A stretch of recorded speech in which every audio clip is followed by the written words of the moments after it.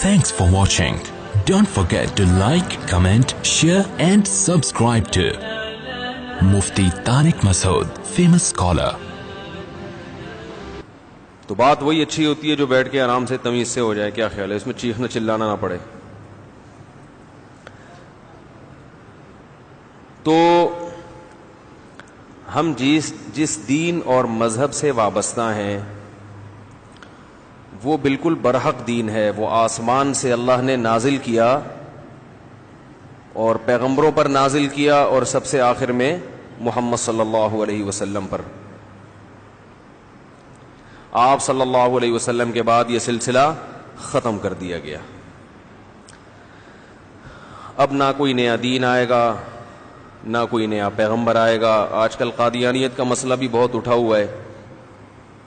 علماء الحمدللہ اس کا توڑ کر رہے ہیں ہر میدان پہ.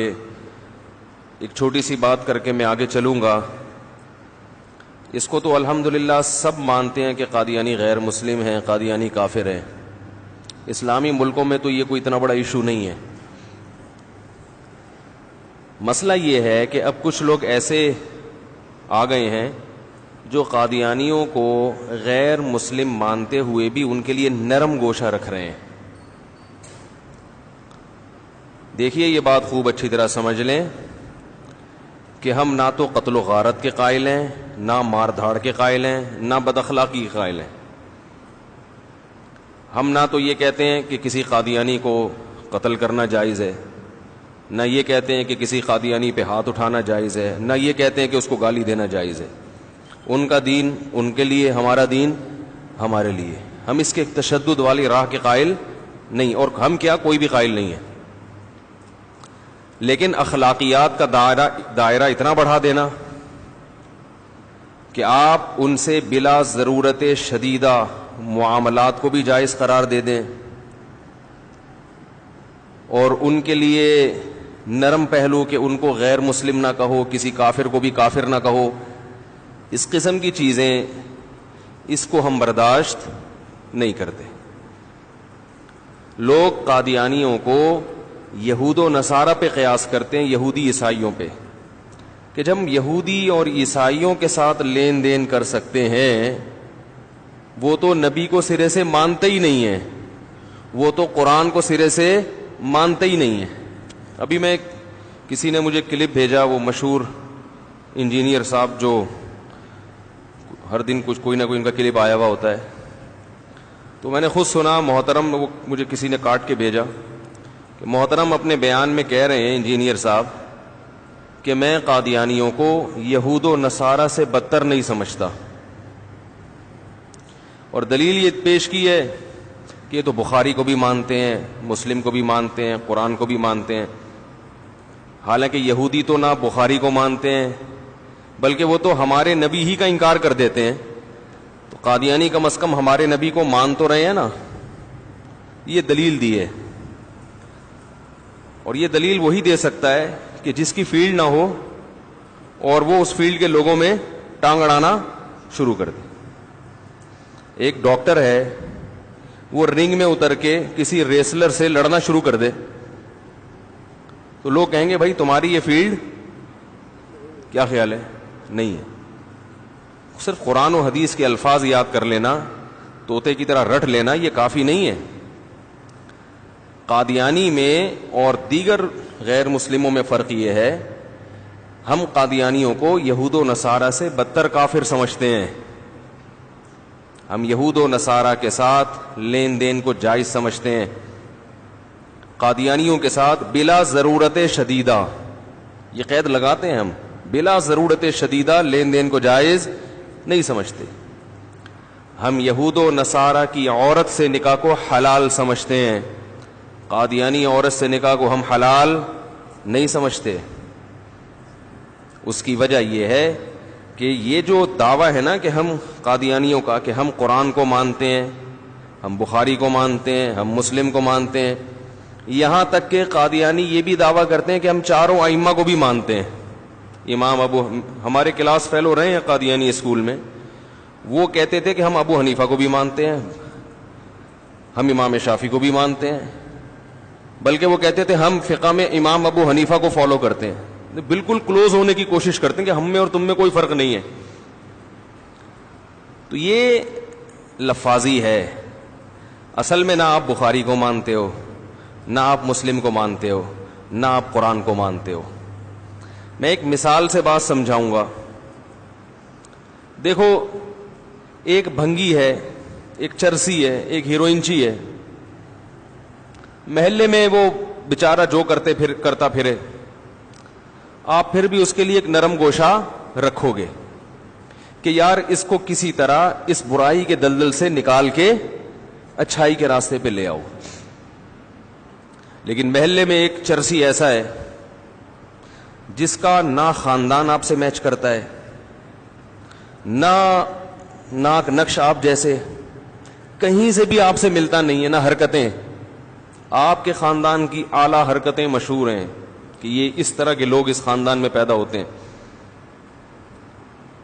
لیکن ایک چرسی بھنگی ہیروئنچی وہ اٹھ کے اپنے آپ کو آپ کی طرف منسوب کرے کہ میں آپ کا بیٹا ہوں، تو کیا آپ کے دل میں اس کے لیے نرم پہلو آئے گا؟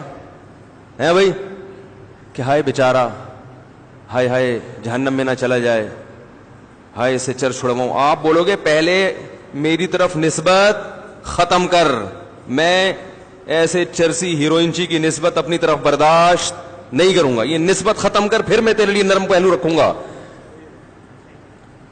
قادیانی مرزا غلام احمد قادیانی جیسے شخص کو محمد صلی اللہ علیہ وسلم کا نمائندہ سمجھتے ہیں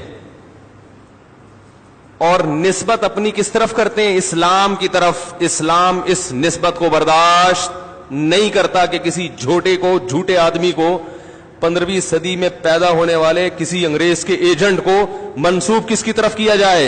اسلام کی طرف اور محمد صلی اللہ علیہ وسلم کی طرف. ہم محمد صلی اللہ علیہ وسلم کے دامن کو داغدار ہونے نہیں دے سکتے. یہودی یا عیسائی اپنی نسبت اسلام کی طرف نہیں کرتے، اپنی نسبت محمد صلی اللہ علیہ وسلم کی طرف نہیں کرتے. آج قادیانی اپنا رشتہ اسلام سے ختم کر دے، ہم اسے گلے لگانے کے لیے تیار ہیں. وہ کہتے کہ میں مسلم نہیں ہوں، میں جو کچھ کر رہا ہوں یہ قرآن کی تعلیمات نہیں ہے، میرا اپنا ایک مذہب ہے. ٹھیک ہے، ہم مانیں گے. آپ اپنے آپ کو ہم کافر بھی نہ کہو، غیر مسلم کہہ دو. نہیں آ رہی بات؟ ظاہر ہے کافر تھوڑی اپنے آپ کو کافر کہے گا، وہ تو ہم کہیں گے نا اس کو. ہم یہاں تک کمپرومائز کے لیے تیار ہیں کہ ہم آپ کو کافر سمجھیں گے تو یہ تو ہمارا عقیدہ ہے، ہم کہنا چھوڑ دیں گے، اس پر بھی ہم کمپرومائز کر سکتے ہیں کہ آپ کو اگر کافر کے لفظ سے تکلیف ہو رہی ہے، جیسے قرآن نے یہود و نصارہ سے اہل کتاب سے خطاب کیا نا، ایک عزت دی ان کو، بھئی کافر سے خطاب نہ کرو بلکہ کیا کہو؟ اہل کتاب، کیونکہ وہ کافر کے لفظ سے غصے ہوتے ہیں.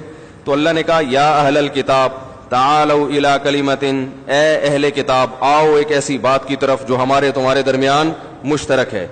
تو ایک اچھے انداز سے خطاب کیا ہے. تو ہم بھی اس پہ آ جائیں گے، بھائی کافر نہیں کہیں گے، ہم غیر مسلم کہہ دیں گے. آپ کا اسلام سے، کیونکہ آپ یہودی کو غیر مسلم کہو اس پہ اس کو تکلیف نہیں ہوگی، وہ کہے گا کہ میں نے کب کہا ہے کہ میں مسلم ہوں.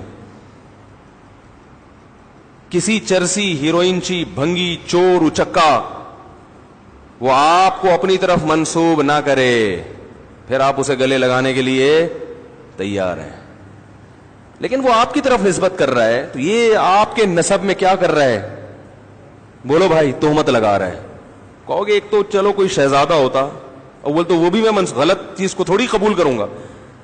مرزا غلام احمد جھوٹا کذاب، جس کی کتابوں سے ثابت ہوتا ہے وہ کذاب ہے، اس کو اٹھا کے کس کے کھاتے میں ڈال دیا؟ محمد صلی اللہ علیہ وسلم جیسے پیغمبر جن کو اللہ نے سید الانبیاء بنایا، تمام پیغمبروں کا سردار بنایا. تو یہ ختم نبوت پہ ڈاکہ اتنا بڑا جرم، اور پھر آپ کہہ رہے ہیں کہ میں کیا ہوں؟ مسلم ہوں، میں محمد صلی اللہ علیہ وسلم کا ذلی نبی ہوں، میں محمد صلی اللہ علیہ وسلم کا نائب ہوں. نبی صلی اللہ علیہ وسلم ہمارے درمیان موجود ہوتے، کیا برداشت کرتے؟ اور نہیں کیا آپ نے. مسیلمہ کذاب کا دیکھو کیا حال کیا ہے. مسیلمہ کذاب کا صحابہ کرام نے کیا حال کیا تھا.